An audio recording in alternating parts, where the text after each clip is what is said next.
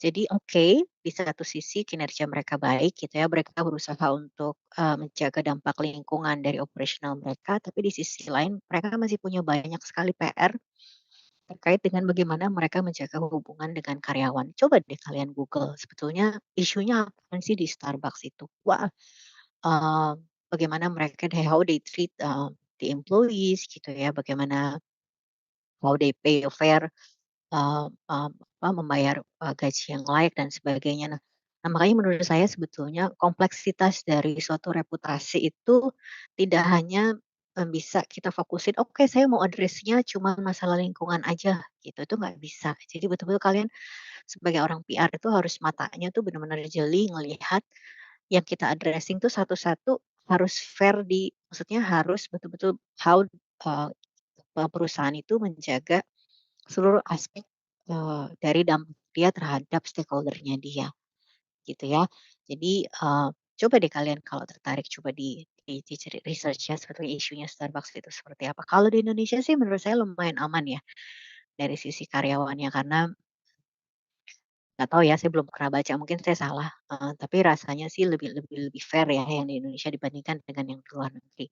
Apalagi kan kalau kita bicara, kompetitor gitu ya, ini semua perusahaan-perusahaan ini harus bisa bersaing dengan kompetitornya karena, banyak banget lah contohnya ya teman-temannya kalau Tokopedia pasti saingannya Shopee gitu ya, walaupun mereka pasti bersaing dari sisi user experience, dari sisi promo ya, marketing, promosional, tapi dari sisi corporate mereka juga harus membangun kayak misalnya contohnya, karena baru-baru ini Shopee kan me-layoff banyak sekali karyawan ya. Nah, saya yakin tuh pasti mempengaruhi kita calon pekerja kan kalau misalnya kita mau apply ke situ, yakin nggak nih nanti perusahaannya sustainable gitu ya, yakin nggak nih nanti, baru kita masuk tuh tahu-tahu udah layoff gitu. How they treat, the layoff itself gitu, apakah banyak orang yang pada akhirnya kecewa gitu ya. Nah, mungkin di Tokopedia juga sama, cuma mungkin saya nggak tahu apakah kita juga pernah mendengarkan hal yang sama ya dari Tokopedia. Tapi again, definitely, kalau kita bicara corporate reputation itu we talk about, eee eee, apa sih, complete package of the company ya, not only dari sisi kualitas produk atau layanan yang mereka sediakan, tapi the whole different aspeknya, apakah financially mereka, profitable atau misalnya how they treat people inside the company, how they treat community surrounding them, itu semua, memberikan, dampak terhadap reputasi perusahaan. Alright, jadi summary-nya ya, summary-nya karena sudah hampir, eee eee, 1,5 jam, is it? Oh, hampir 2 jam ya saya ngomong ya.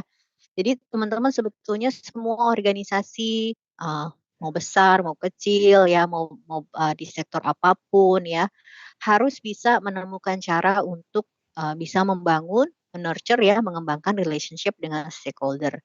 Yang di mana terutama ketika mereka bergantung pada stakeholder tersebut gitu ya. Kalau mereka tergantung pada petani, kayak Starbucks contohnya, artinya mereka harus bisa membangun hubungan dengan para petani, terus kalau misalnya kita bicara Starbucks dengan customer, makanya mereka punya banyak promo-promo gitu ya, terus, bagaimana dengan karyawannya, karena mereka memang economically and socially, dependent, bergantung pada stakeholder tersebut, ya. Nah kalau secara teori, secara function management ini adalah tas ini harusnya, ada di corporate communication, tapi seperti saya bilang tadi, in reality itu praktisnya bisa beda-beda di setiap perusahaan, tergantung dari kebutuhan perusahaan tersebut, ya. Nanti di kelas ini, teman-teman, kita akan belajar apa sih sebetulnya pentingnya Korkom gitu ya, sebetulnya karakteristiknya seperti apa.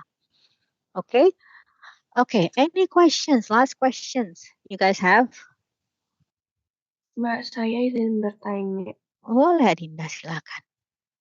Jadi basically itu di setiap corporate itu apakah itu, memiliki corporate communication dan PR itu adalah sebuah keharusan atau Mhm mereka bisa diprioritaskan, nggak mhm. harus yang penting ada ini atau nggak apa-apa kalau nggak ada ini yang penting ada ini. And then in, corporate, is it corporate communication dan PR itu dalam divisi yang berbeda atau gimana? Oh, Kira-kira. that's a good. Karena tadi yang saya ketahui kan bedanya tipis kan, tapi Mbak juga sempat bilang Mhm. kayak ada yang punya corporate communication, which means kayaknya berarti ada juga yang nggak punya dan kayaknya nggak Betul. terlalu berdampak besar ya. Jadi gimana Mbak Iya kira-kira? iya iya, betul, balik lagi tergantung size-nya perusahaan ya, terus kemudian tergantung tujuan perusahaan, tergantung sektor perusahaan seperti apa. Mmm, oke, this is interesting sih actually. Eee, Tadi pertanyaan kamu di awal tuh adalah, apa tadi? Sorry maaf, jadi lebih kepada secara fungsi, dia itu, perlu Iya, ada atau enggak? dan mungkin kalau ada dan enggaknya apakah bisa digantikan atau enggak? Oke, secara prinsip ya kalau kita lihat dari teori itu sebetulnya harusnya semua perusahaan tuh membutuhkan PR ya, tapi balik lagi nih, kan kalau setiap perusahaan kan budgetnya beda-beda, tujuannya beda-beda ya. Jadi bisa jadi dia memutuskan bahwa saya punya perusahaan, karyawan saya 100 orang ya, saya kayaknya nggak perlu deh, punya PR gitu ya. Kenapa? Karena saya mau fokus di marketing. Oke, tapi siapa yang menjalankan fungsi komunikasi? Nggak apa-apa itu dipegang oleh, direktur keuangan, let's say ya, misalnya. Karena memang fokus dia adalah dia hanya mau menyampaikan, apa namanya, kinerja keuangannya dia. It's fine, itu decision-nya ada di perusahaan and nobody can tidak ada satu pihak pun yang bisa menghukum suatu perusahaan kalau dia nggak punya PR. Ya. Jadi itu balik lagi adalah business decision. Tapi tentunya karena kita sudah tahu secara teori bahwa butuh ada satu orang yang ngurusin gitu ya, dan saya rasa kalau fungsi PR walaupun namanya misalnya communications atau ada namanya nanti humas atau apalah, nah sekarang mah title-nya beda-beda ya, ada yang engagement, ada yang apalah segala macam, tapi intinya melakukan peran komunikasi itu. Terus, eee, ya balik lagi kayak tadi ya, misalnya dia nggak punya departemen corporate communications, ya nggak apa-apa, mungkin mereka nggak merasa bahwa, communication itu perlu di-integrate, karena tujuan mereka bukan itu gitu ya. Mereka cuma butuh, PR untuk, mempromosikan produknya mereka, which is ya fine juga kan, who we are to judge ya.